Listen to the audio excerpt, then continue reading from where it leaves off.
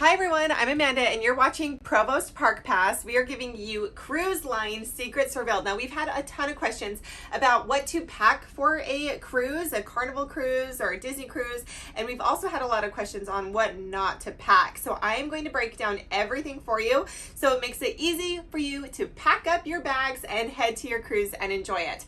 All right, the first thing we need to talk about is space. Cruise rooms are small. They're smaller than you're probably used to with like a hotel room, and the bathrooms and closets are usually pretty small too. So the biggest thing not to do is overpack. You want to keep it very small and very simple, just the basics. All right, I'm going to show you my suitcase. I'm going on a 4-day cruise to kind of give you an idea of how much to pack for that many days. But there's cruises anywhere from 3 days all the way up to 14 days, so you can kind of plan accordingly. But the biggest thing is do not overpack. I mean, these rooms are teeny tiny, the bathrooms are teeny tiny, the closets are teeny tiny. You just have to be prepared for small space. So this is what's considered a carry-on size suitcase. If you're flying in an airplane, you're actually able to take this size on the plane with you and you put it in the overhead compartment. So convenient, so you're not checking bags, you're not waiting for your bags to come. It's light, it's easy to move around when you're in your room if you have to shuffle your suitcase around, and teeny tiny. Everything fits right in here. Just make it easy for yourself. If you bring a huge suitcase, there's really nowhere to put it. You're going to be tripping over it, and it's hard to shuffle around. Make your life easy and comfortable and relaxing when you go on a cruise by packing small and light. All right, let's look inside my suitcase to see what I packed.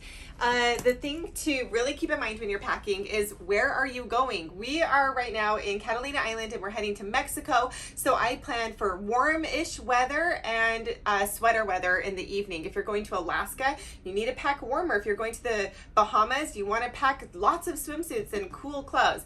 So right now what I'm wearing is a romper. I have my swimsuit underneath my romper. This is fantastic because when you're out and about, you don't want to be running back and forth to your room changing. If you want to hop in the pool, you're able to slip off whatever you're wearing, hop in the pool, and then slip it back on. So rompers are great, t-shirts and shorts are great, sundresses are great, anything to be able to get off and on or wear out and about. For daytime wear, I have 2 swimsuits, and then for the cover-ups, I have 1 romper, a pair of shorts, and a tank top, and 1 sundress, and that's it. That's my daytime wear. And for my husband, he has 1 pair of shorts, 1 swimsuit, and then a couple different t-shirts that he can swap out for the days. To go with your daytime wear, these are my essentials. So I always bring a hat that I wear on. You need sunscreen, and I like using reef safe sunscreen, especially if you're going to be out in the ocean snorkeling or scuba diving with the little fishies. I bring a separate beach bag. So I have my tiny suitcase, but I can't be lugging this around when I'm on the beach. So I bring a separate beach bag to put my sunscreen in and put my water in. And we need to talk about water. So on the boat that we are on, you are not allowed to bring your own water, but they provide you with a big water bottle. So don't worry about bringing water. Don't pack it in your suitcase or your backpack. They will have a bottle for you. As far as other beverages, you cannot bring alcohol, so leave that at home, but you can bring soda pop cans, which is great. These are a must for your daytime wear. Sunglasses are huge, especially if you're somewhere tropical and super sunny. And we also need to talk about daytime footwear. So the flip-flops are the easiest things to pack into your suitcase.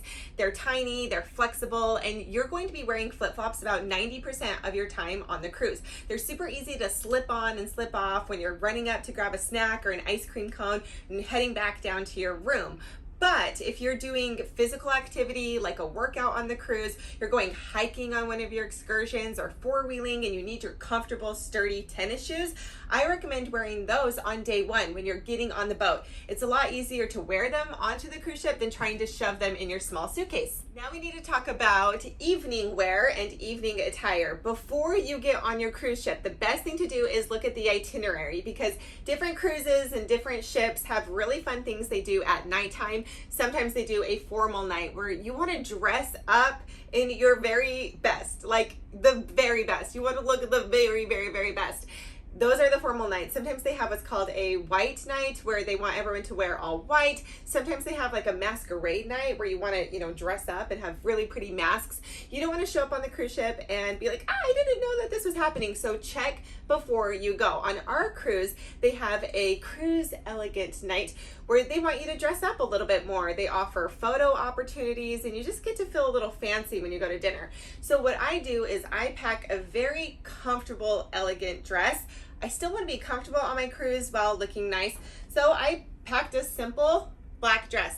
The weather for our cruise right now is warm during the day and then cool at night. And so I packed a dress that's long sleeves and it's a little bit more of a sweater material. It's comfortable, but it's classy and a little bit more elegant than wearing my daytime attire to dinner. Now, if you don't want to dress up for these nights, you don't have to. This cruise is yours. It's totally optional. But we take advantage of these opportunities and we will dress up however they have planned.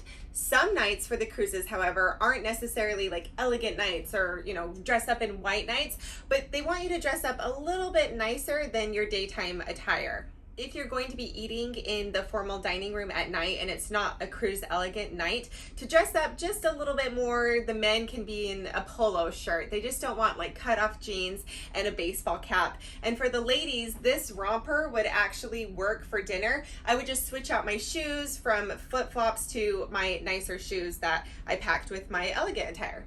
And the last for the evening wear is I bring a sweater that's versatile, a sweater that I can wear with all of my outfits. It will work with everything and I can take it on and off as I need. Before I talk about toiletries and things that you need to bring to get ready and that you should not bring or don't have to bring, I want to talk about a couple random things that are going to really enhance your cruise experience, make it a little bit more comfortable or better for you.